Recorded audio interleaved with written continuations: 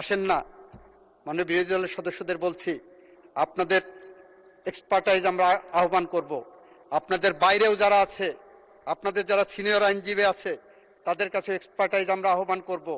আমরা বিচার বিভাগের সচিবালয়ের প্রতিষ্ঠার বিষয়ে আমরা আরো যাচাই বাছাই করে পরবর্তী আইন পাশ করব। মাননীয় স্পিকার, পৃথিবীর ইতিহাসে জুডিশিয়ারির আমরা অ্যানার্কিজম দেখেছি, জুডিশিয়ারির অটোক্রেসি দেখেছি।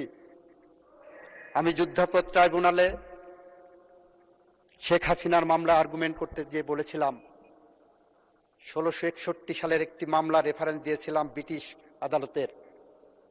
সেই মামলায় ব্রিটিশ তৎকালীন প্রধানমন্ত্রী অলিভার ক্রমওয়েলকে ফাঁসি দেওয়া হয়েছিল। অলিভার ক্রমওয়েল 1958 সালে কিডনি রোগে আক্রান্ত হয়ে মারা গিয়েছিল।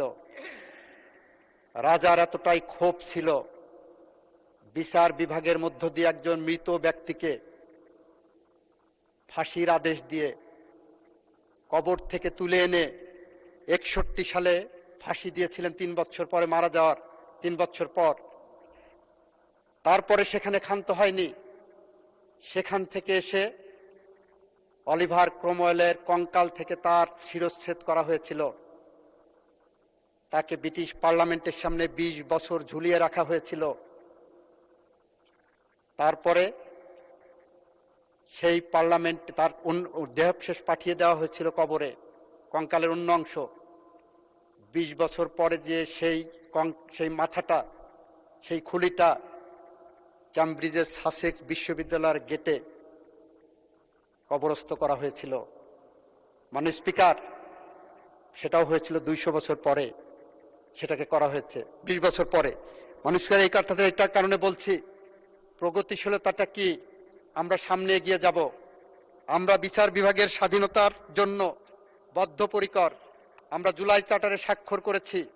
আমরা বলেছি সংবিধানের প্রতি অনুচ্ছেদ ধরে আমরা এগিয়ে যাব মাননীয় স্পিকার, এবং যাব বলেই আমাদের যে বিলটা এনেছি সেই বিলের প্রথমেই বলেছি, প্রথম লাইনেই বলেছি, যেহেতু সুপ্রিম কোর্ট সচিবালয় প্রতিষ্ঠার প্রয়োজনীয়তা বিষয়ে সংশ্লিষ্টদের সহিত অধিকতর পরামর্শ ও যাচাই বাছাই করা প্রয়োজন। আসেন না। মাননীয় বিরোধী দলের সদস্যদের বলছি, আপনাদের এক্সপার্টাইজ আমরা আহ্বান করব। আপনাদের বাইরেও যারা আছে, আপনাদের যারা সিনিয়র আইনজীবী আছে, তাদের কাছে এক্সপার্টাইজ আমরা আহ্বান করব।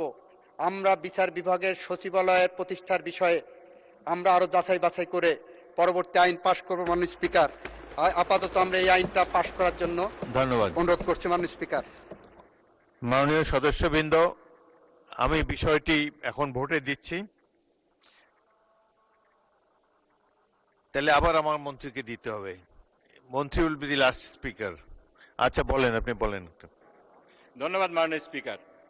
আমি একটু অবাক হয়ে যাচ্ছিলাম আজকে মাননীয় আইনমন্ত্রীর বক্তব্য শুনে। সংবিধানের বিরুদ্ধে উনি যে সুন্দর সুন্দর আজকে কথা বলছেন, ইনি কি একই ব্যক্তি কিনা যিনি 2 দিন আগে এই সংবিধানের পক্ষে গদগদ হয়ে এত সুন্দর কথা বললেন? আজকে উনার কথার সূত্র ধরেই বলতে চাই, আসুন, এদেশের রাষ্ট্র ব্যবস্থায় সংবিধানে অনেক সমস্যা আছে যেটার সমাধান সংশোধনের মাধ্যমে সম্ভব নয়। আসুন সকলে মিলে সংস্কার পরিষদ করে সংবিধানকে সংশোধন করে আমরা একটি নতুন বাংলাদেশের পথে এগিয়ে যাই। ধন্যবাদ স্পিকার। ধন্যবাদ মাননীয় সদস্য।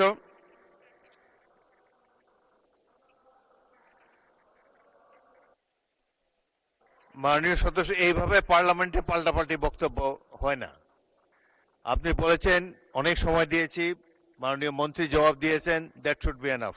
এখন আমি প্রশ্নটি ভোটে দিচ্ছি। মাননীয় সদস্যবৃন্দ, সংসদের সামনে প্রশ্ন হচ্ছে,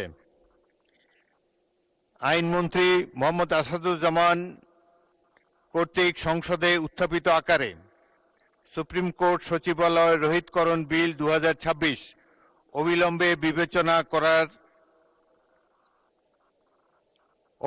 বিবেচনার জন্য গ্রহণ করা হোক।